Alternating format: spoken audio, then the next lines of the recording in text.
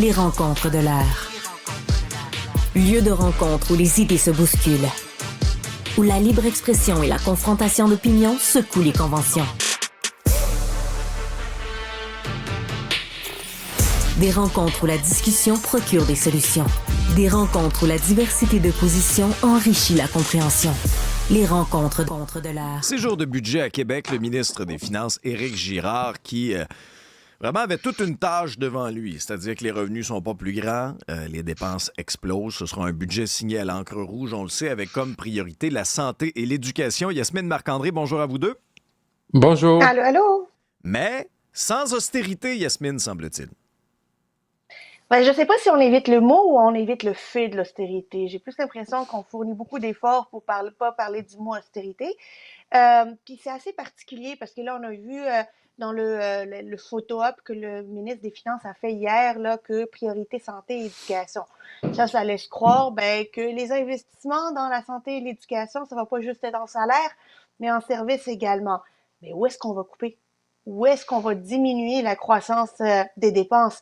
Dans la famille, dans la culture, dans la sécurité publique, dans les transports, dans les affaires autochtones? Dans quel ministère on va dire la croissance des dépenses ne sera pas comme prévu? Et en même temps, comment le gouvernement compte-t-il aller chercher plus de revenus? On le sait, les Québécois, ils n'ont pas une scène de plus à mettre en impôts ou en taxes. Il va falloir être créatif. Moi, j'ai hâte de voir la créativité d'Éric Girard là, cet après-midi. Marc-André?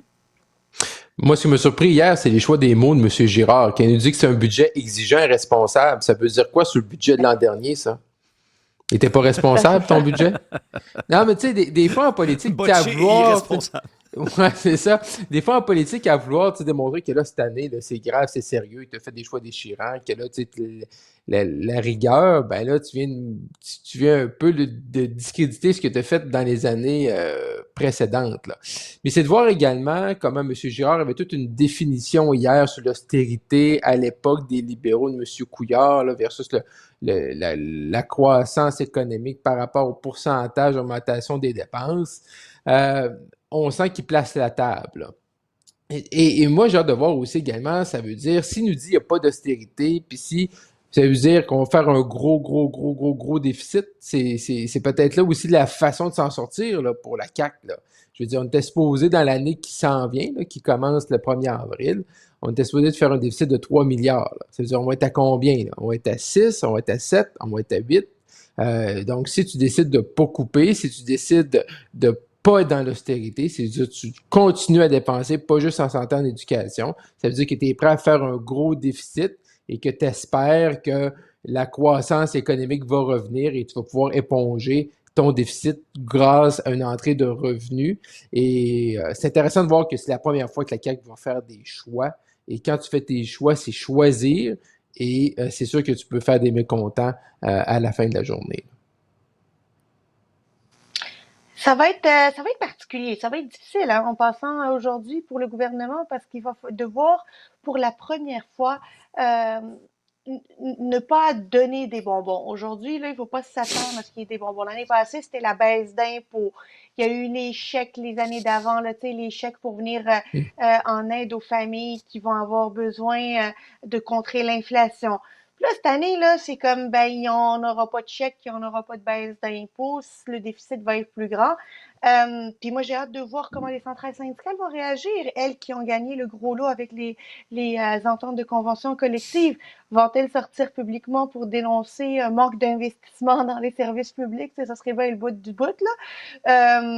Mais en même temps, ça serait pas faux nécessairement. Le budget d'aujourd'hui, là, c'est le premier exercice financier difficile du gouvernement du Québec, sous le gouvernement de la CAQ.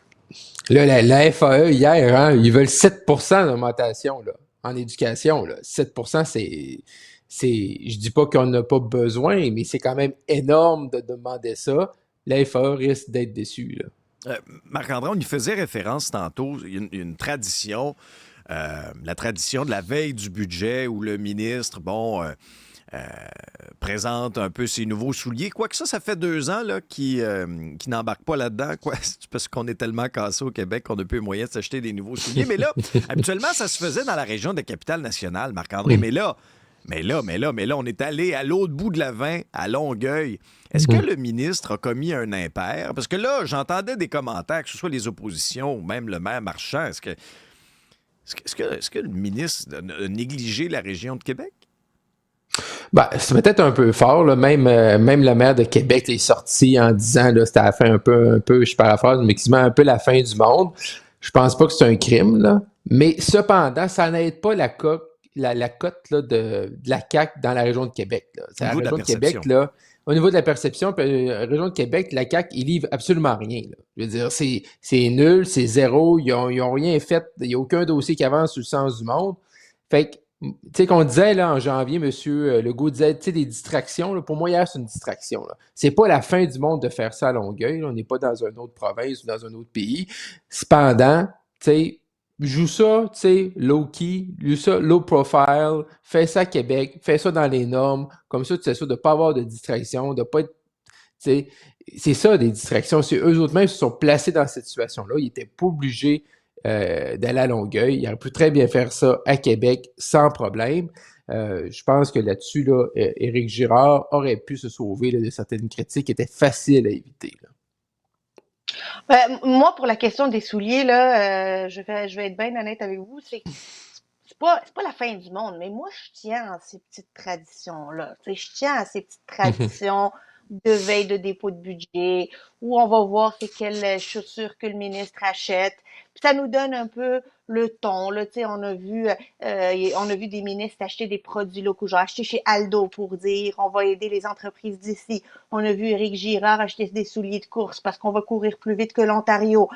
On a Ouais. vu Raymond Bachand aller emmener ses souliers chez le cordonnier parce qu'on va faire du neuf avec du vieux dans des budgets difficiles. Là, dire, ah, tu sais quoi, c'est trop compliqué, envoyer un message, laisse faire, je veux pas le faire. Je trouve que ça rompt avec une tradition qui est importante, qui est rigolote peut-être, mais moi, je suis de ces puristes qui aiment les traditions, particulièrement lorsqu'elles s'inscrivent dans un contexte politique. Puis hier, ça servait à rien, cette sortie-là, finalement. À quoi servait-elle? Parce que la sortie de la veille du budget, là, c'est exactement pour ça, pour remplir cette tradition-là, puis donner un peu le ton. Mais là, quand on va aller faire une annonce pour les clubs des petits déjeuners, puis je pense que c'est important, il n'y a rien qui est urgé, là. Il Oui. n'y a rien qui faisait en sorte que c'était urgent qu'ils le fassent hier plutôt que dans le cadre du budget aujourd'hui. Non, mais tu as raison, Yasmine, parce que c'est l'importance du budget aujourd'hui, de là des chiffres, puis c'est quoi le déficit, puis combien on va investir. C'est tout le narratif, là, puis je sais que c'est un anglicisme, à chaque fois je me fais chicaner quand je dis ça, mais tout le discours, tout le message, toute l'image que tu veux donner, je pense, au deuxième mandat de François Legault, là. Hier, en ne faisant pas ça, une annonce importante, je suis d'accord avec toi, Yasmine, sur les clubs des petits déjeuners, les enfants, tout ça, qui ont besoin d'avoir un déjeuner avant de se rendre à l'école, d'avoir le ventre plein, mais il n'y a pas de message, là. Et le fait d'utiliser habituellement les souliers, comme ils l'ont fait dans le passé, les patins, les souliers de course, tout ça, ça donnait un message quand même important, ça fait partie d'une trame narrative, là. Mais là, la trame narrative de François Legault, depuis l'automne passé où ça va plus mal dans les sondages, depuis la dernière élection, on la cherche, là. C'est quoi le mandat de François Legault? C'est quoi son message? Sur quoi il travaille? C'est quoi son objectif? C'est quoi sa quête? On ne le sait pas. Et aujourd'hui, peut-être que demain, on va se reparler. Peut-être qu'ils auront rempli ça dans le budget ou peut-être que avec la journée d'hier et la journée d'aujourd'hui, ben, ce sera une occasion manquée là, de marquer l'imaginaire chez les Québécois pour montrer exactement pourquoi ils sont en politique et pourquoi ils sont dans un deuxième mandat, là. Marc-André, c'est à la une du journal. Investissement Québec qui joue à la cachette avec ses cartes de crédit. Est-ce qu'Investissement Québec manque de transparence? Oui, oui, clairement. Avec ce qu'on voit dans le travail du journal, clairement, il y a un manque de transparence. Moi, surtout, ce qui me fascine, là, c'est les excuses pour ne pas donner les renseignements, là. Ben là, on pourrait être capable de tracer un employé en déplacement. L'employé qui utilise la carte corporative peut faire un achat proche de sa résidence, donc sont en télétravail. Donc, on pourrait deviner où ce qui reste. Je trouve qu'on est bon là, pour imaginer des excuses pour pas donner des renseignements. Surtout que le journal ne demandait pas le nom des employés, juste à quel endroit les fournisseurs. Moi, c'est ça qui me fascine. C'est ça qui, d'année en année, d'organisme en organisme, il n'y a pas juste Investissement Québec. On l'a vu, c'est un dossier que le journal travaille depuis plusieurs semaines, plusieurs mois. À chaque fois, on raffine là, pourquoi il ne faut pas donner. Tu sais, au début, là, on ne donne pas des informations parce que c'est des secrets un peu dits industriels, professionnels, pour pas donner un avantage à un concurrent, tout ça, de savoir ce qu'on fait, ce qu'on achète. Mais là, quand c'est rendu là, on va deviner où est-ce que la personne reste, là, je trouve qu'on est sur l'élastique pas mal. Yasmine, depuis quand manger à Casa Grecque, c'est un secret industriel? Ben, c'est peut-être parce que t'es pas à Casa Grecque. C'est aussi Ouais, c'est simple que ça. ça, c'est parce que tu manges pas à Casa Grecque. Crois-moi que s'ils mangeaient à Casa Grecque, ils seraient eux-mêmes proactivement envoyer les factures aux différents médias. Regardez comment on mange, nous.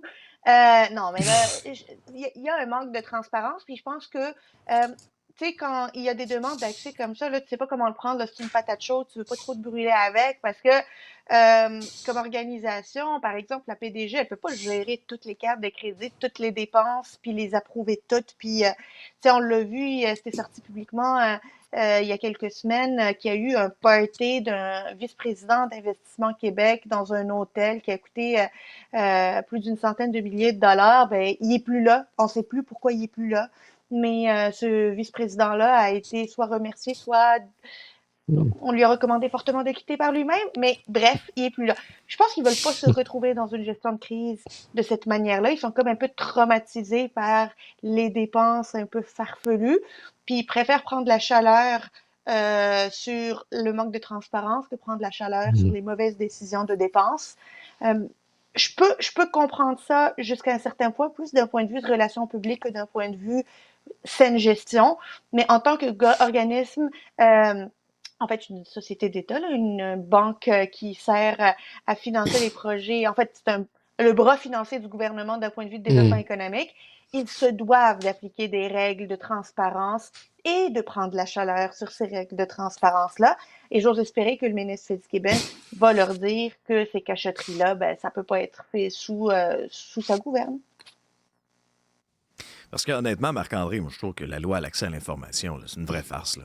Je veux dire, Ah, pas dedans. ça n'a pas de dents. Les Non. organisations peuvent faire preuve d'une grande créativité pour éviter de donner l'information puis tout caviarder. C'est aberrant. Ouais, c'est ça le problème, là. C'est ça ici, puis ça vient un peu sur les excuses qu'on donne pour pas. C'est les justifications pour pas donner l'information. Et ça, là-dessus, le gouvernement, le ministre, dans ce cas-ci, c'est Investissement Québec, c'est dans la cour de Pierre Fitzgibbon, mais le gouvernement en général va devoir donner une ligne de conduite qui est claire, nette et précise. Parce que moi, là, quand on est rendu à dire que là, si on donne l'information, on va découvrir où est-ce que la personne reste parce que ça se peut qu'elle ait un fournisseur local, là, vraiment, là, ça n'a aucun sens. Bon, on est quand même, c'est pas demain la veille de l'élection municipale à Montréal. No. Mais déjà, Yasmine, on sent que Valérie Plante teste un peu ses appuis, la température de l'eau. La presse nous rapportait en fin de semaine qu'il y avait eu un sondage de commandés. Et là, on a testé des noms, Yasmine. On a testé Mélanie Joly, Pablo Rodriguez, Sophie Brochu, Aref Salem, Michel Leblanc. On a même retesté Denis Coderre. Hey, on ratisse large, hein? Moi, il y a des noms là-dedans. C'est comme, écoute, donc. Ce que je trouve particulier, c'est qu'il n'y a personne de la mouvance plus à gauche, hein? C'est très à gauche, qui provient des ex-projets Montréal ou des environnementalistes. Il n'y a pas de ça, là. C'est soit au milieu des affaires, soit des libéraux fédéraux. On dirait qu'ils sont déjà en train de dire que les libéraux fédéraux vont perdre, fait qu'ils vont tous se retrouver à Montréal à la recherche du job, puis comme hôtel de ville, me semble que ça donne bien, tu sais. Puis Denis Coderre, il vient de dire qu'il veut se présenter au leadership du PLQ. Ratisse très, très large, et je me demande si c'est pas pour démontrer que finalement, ben, il n'y a personne du profil de Valérie Plante dans toute cette liste-là, puis qu'elle est la seule à pouvoir continuer à être mairesse de Montréal. Faut voir que Madame Plante est venue récolter l'insatisfaction générée par Denis Coderre avec, on se rappelle, la Formule E et tout. Elle a réussi à récolter l'insatisfaction. Et là, aujourd'hui, il y a une insatisfaction aussi à l'égard de Valérie Plante. Est-elle déjà en train de voir qui pourrait faire exactement ce qu'elle a fait il y a quelques années et qui pourrait finalement venir récolter l'insatisfaction à son égard? Pour le moment, moi, je vois personne vraiment qui se distingue. Michel Leblanc, ça pourrait être intéressant, par contre. Oui. Marc-André? Oui, puis M. Leblanc n'a pas fermé la porte. On l'avait hier soir Paul Larocque l'avait hier soir au bilan. J'étais là avec Elsie Lefebvre. Puis il a pas fermé la porte. Il a joué franc jeu. Moi, j'aime ça. J'aime mieux quelqu'un qui dise gardez la porte est ouverte que de dire non. Puis 6 mois plus tard, tu apprends qu'il se lance. Mais moi, j'espère que Projet Montréal, il y avait d'autres questions dans leur sondage. Probablement, on n'a pas l'ensemble des résultats. C'est sûr que ça a fait jaser. Parce que sinon, c'est une perte de temps. Là. Ils ne sont pas les seuls. Plusieurs faits en politique. Sauf que, t'es très, très tôt. À 18 mois du vote, c'est extrêmement tôt. Surtout que les sondages, ça coûte extrêmement cher. Là. Habituellement, là, à moins que Projet Montréal là, roule sur l'or puis ont des millions en banque comme parti politique, habituellement, c'est pas, même si c'est Montréal, une grosse ville, la métropole, habituellement, les partis et les partis municipaux font attention à leur souffle parce que c'est beaucoup d'argent, c'est de l'information que je trouve qui est plus ou moins pertinente. Là. Tu ne bâtis pas ton plan de campagne avec ça. Il y a des noms là-dedans, ça tire à gauche pas à droite. Tu sais, Dominique Anglade n'ira pas. Denis Coderre n'ira pas. Qu'est-ce que ça te donne? D'essayer de trouver le profil. Ben, comme Yasmine, tu viens de le dire, il y a des noms qui auraient dû être là. Peut-être plus une mouvance plus à gauche, entre guillemets. Fait que tu fais quoi avec ça? Je dis pas que c'est pas exceptionnel. D'autres l'ont fait. Mais à ce moment-ci, 18 mois avant l'élection, qu'est-ce qui va arriver dans 18 mois? Vraiment, qu'est-ce que ça te donne comme matériel pour te préparer? Pour moi, pas grand-chose, à moins qu'il y ait 99 autres questions beaucoup plus intéressantes, pertinentes sur l'image de Mme Plante, sur ses bons coups, ses mauvais coups, sa satisfaction. Là, tu as du matériel pour travailler, mais cette question-là, t'apprends, tu mets ça aux poubelles. Pour moi, je vois pas l'utilité. Dans les taux de satisfaction, en tout cas, semble-t-il que les rats près du métro dans le parc extension sont vraiment très satisfaits et bien nourris. Ils sont contents. Il y a de la bouffe. Yasmine Marc-André, bonjour à vous. Bye bye. Bye bye.